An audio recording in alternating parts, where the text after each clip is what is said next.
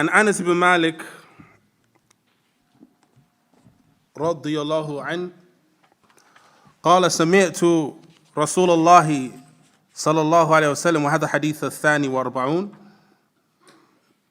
قال النووي رحمه الله عن أنس بن مالك رضي الله عنه قال سمعت رسول الله صلى الله عليه وسلم يقول قال الله تعالى يا ابن آدم إنك ما دعوتني ورجوتني غفرت لك على ما كان منك ولا أبالي.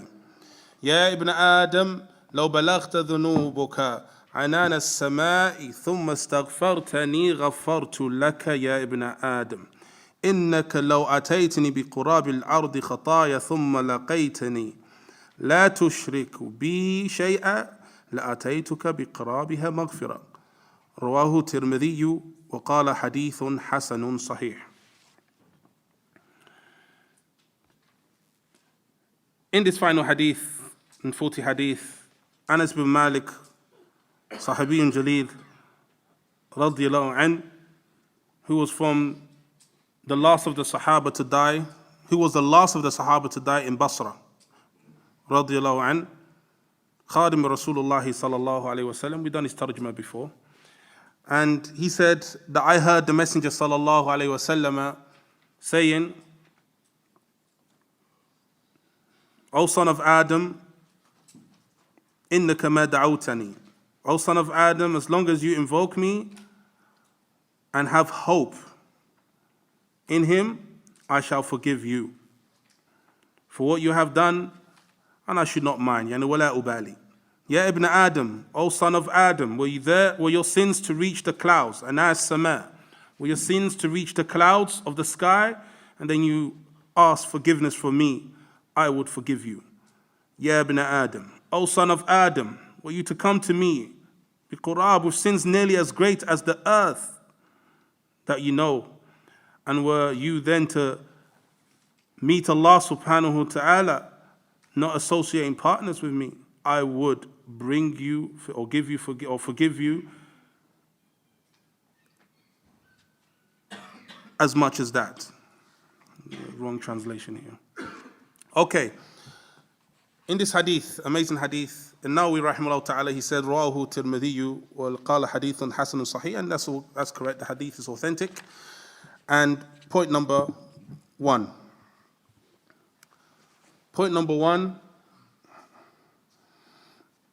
is that here Allah subhanahu wa ta'ala in this hadith al-Qudsi has shown us a way for us to receive forgiveness for our sins. And that is that the individual must make dua to Allah subhanahu wa ta'ala and hope in Allah. إنك ما دعوتني ورجوتني غفرت لك على ما كان منك ولا أبالي. Where Allah subhanahu wa ta'ala says in this hadith Qudsi, O son of Adam, if you were to make dua to him subhanahu wa ta'ala and hope in him, then he'll forgive your sins and he wouldn't mind. So therefore the ulama have said that from the ways that sins can be forgiven is making dua to Allah and hoping in Allah. And that's having good husnul dhan billah. Does that include hijrah? If somebody is wajib one, he doesn't do it, he's still hopeful? What do you mean? Allah forgives all the sins other than shirk. If somebody is in the position and it's obligatory on him to hijrah, and he doesn't do, and he passed away, does he still have hope? Of course. تحت مشيئة الله. He's under the will of Allah. إن شاء عذبه إن شاء غفر له. If Allah wills, He forgives him from His mercy, and if Allah wills, He punishes him from His fairness.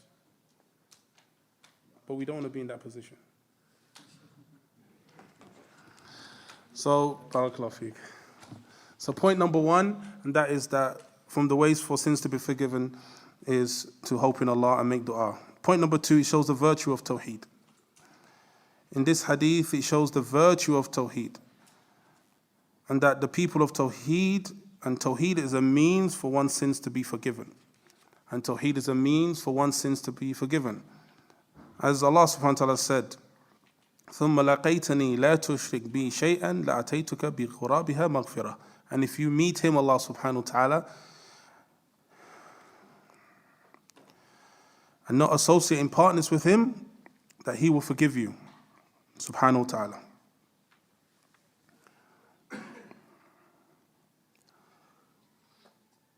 This brings us to benefit number 3, ikhwan. And that is that in this is establishing that we'll meet Allah subhanahu wa ta'ala.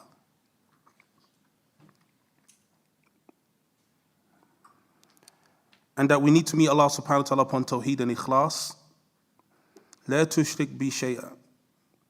And that means to meet Allah subhanahu wa ta'ala without associating partners with him with shirk akbar and shirk asghar. With the major shirk and the minor shirk. Because Allah says shay'a, which is nakira wa ta'um. Which is nakira, meaning it's indefinite. Which means all shirk. He doesn't associate partners with Allah with shirk akbar, and he doesn't associate partners with Allah with shirk al-asghar. After this, we mentioned some benefits that we can take from this hadith. Benefit number 1, si'atu fadlillahi azza wa jal, and that is the encompassing nature of the virtues of Allah upon us, and the blessings of Allah subhanahu wa ta'ala, and his forgiveness for the sins of his ibad and his worshippers subhanahu wa ta'ala. Benefit number 2, and that from asbab maghfirah to dhunub, and from the means of sins being forgiven, is making dua to Allah subhanahu wa ta'ala. And that again shows the virtue of tawheed, because ad-du'a huwa al-ibadah, because dua is worship. وَأَنَّ الْمَسَاجِدَ لِلَّهِ فَلَا تَدْعُوا مَعَ اللَّهِ أَحَدًا. And the masajid are for Allah, do not make dua to other than him subhanahu wa ta'ala. Which shows in every single aspect of this hadith there's tawheed. And this is the means for one's sins to be forgiven, when one has hope in Allah and husn dhan in Allah, having good thoughts of Allah and hoping for the mercy of Allah. And that is from the major aspects of a tawheed.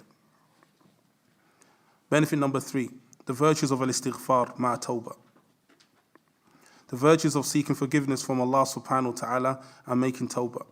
And the difference between istighfar and tawbah is that istighfar is repenting to Allah or seeking forgiveness fima mada. Seeking forgiveness from Allah subhanahu wa ta'ala in that which has gone by from sins and errors. And tawbah is seeking aid from Allah subhanahu wa ta'ala to not return to those things fil mustaqbal. So tawbah is to do with staying away from the sins in the future. And istighfar is seeking forgiveness for Allah fima mada. And that's when they're mentioned together in the same sequence. But when they're mentioned on their own, each incorporates the other.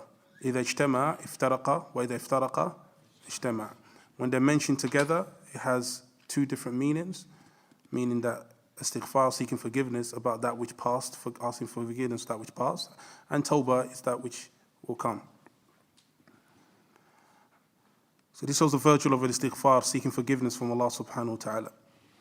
And the Messenger sallallahu alayhi wa sallam, he used to do this. إني لأستغفر الله وأتوب إليه أكثر من 70 مرة كل يوم وفي رواية أكثر من 100 مرة كل يوم. Where the Messenger sallallahu alaihi wasallam, he said that verily I seek forgiveness from Allah and repent to him more than 70 times a day, and in another narration more than 100. And this is Rasulullah sallallahu alaihi wasallam. So in this hadith is upon the many narrations that we've done in 40 hadith, is encouraging us to seek forgiveness from Allah subhanahu wa ta'ala and make tawbah and repent to him and turn to him subhanahu. Benefit number 4, أن الشرك بالله هو الذنب الذي لا يغفر. And that is showing the khutura of the severeness or severity of a shirk. And that is that sin in which is not forgiven if one dies upon that. إن الله لا يغفر أن يشرك به ويغفر ما دون ذلك لمن يشاء. And that is, he said subhanahu wa ta'ala, that verily Allah does not forgive that partners be associated with him, but he forgives other than that which he wills. So he shows the severity of shirk. ثُمَّ لَقِيتَنِي لَا تُشْرِكْ بِي, condition. And then you meet me and you do not associate partners with him subhanahu wa ta'ala, لَأَتَيْتُكَ بِقَرَابِهَا مَغْفِرَةً, I'll forgive you.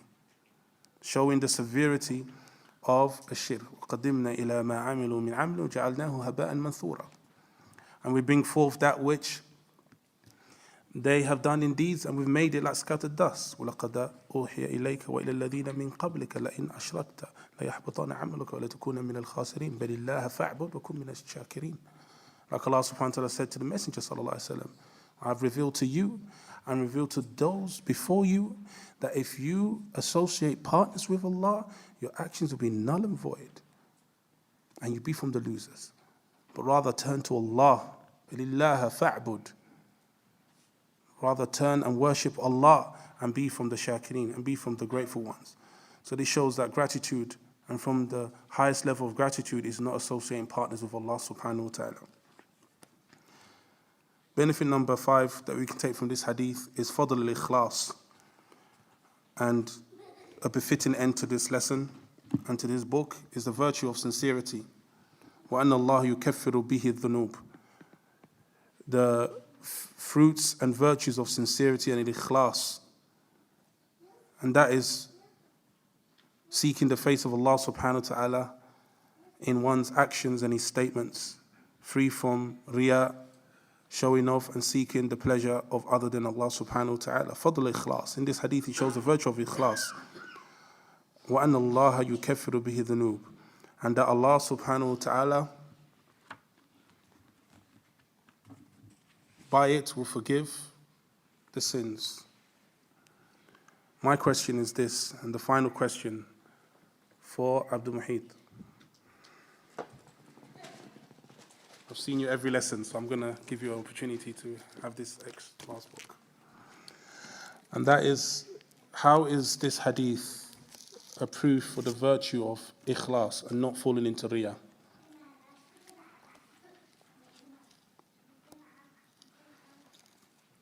How is this hadith a proof that being sincere and not falling into showing off, by it one's sins will be forgiven? Is the question clear, Khan? We know shirk akbar is mentioned, but this is shirk asghar. What is the part in this hadith which shows that shirk asghar is incorporated in that? That the minor shirk, which is riya. Hands up if you know the answer. Hands up if you know the answer.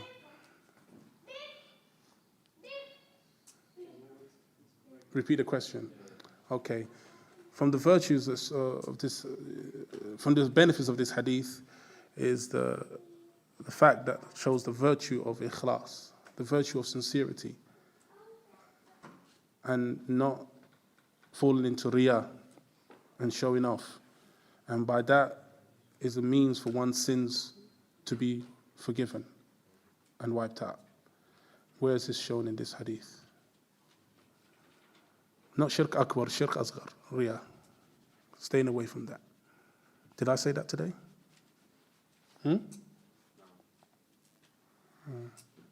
I didn't say it clearly enough. Abdul Wahid?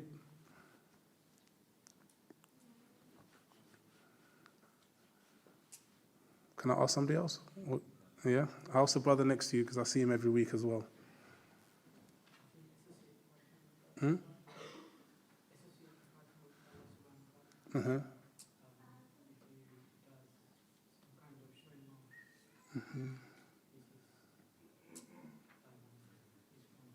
There's a word in the hadith which... Afwan? Did you say no partner?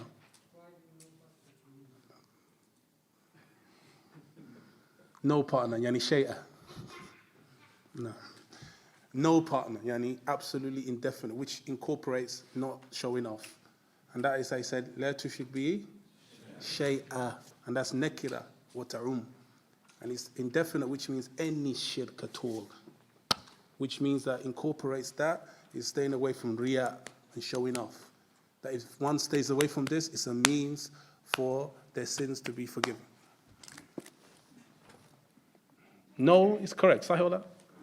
And with that, Jazakumullah khair, we ask Allah subhanahu wa ta'ala to make our reading of these hadith narrations of Rasulullah sallallahu alaihi wasallam, this 40 hadith, be from those things that we implement and act upon, and it brings us closer to Allah subhanahu wa ta'ala. And I advise my brothers to go back to the books of the ulama, from the shuruh, the explanations of the ulama, like the explanation of Sheikh Al-Alama, Abdul Muhsin Al-Abad, and the explanation of Sheikh Al-Alama before him, Muhammad ibn Salih Al-Uthaymin rahimahullah, and before them the explanation of Ibn Rajab, and likewise the explanation of Sheikh Salih Al-Fawzan, Hafidhullah Ta'ala, and likewise the explanation of Sheikh Abdullah Al-Bukhari. I took some benefit from there, which is in his website, his audio. His audio is not transcribed. I advise my brothers to listen to that. It's up to the only 34 narrations from 40 hadith on his mawqi'. If you type Shar' al-Ba'in in Arabic, Al-Bukhari, you listen to the audio, it's very beneficial. But it's only up to 34 hadith. I advise my dear beloved brothers and sisters to go back to that. All I've done is just open up, inshallah, hopefully a door for us to go and benefit from the ulama in the explanation of the hadith. So we ask Allah subhanahu wa ta'ala to give us tawfiq that we act upon that which was learned, and to forgive us for our shortcomings. Wa sallallahu wa sallam wa barak ala nabiyyina Muhammadin wa ala alihi wa ashabihi ajma'in. Walhamdulillahi rabbil alameen. Jazakumullahu khairan.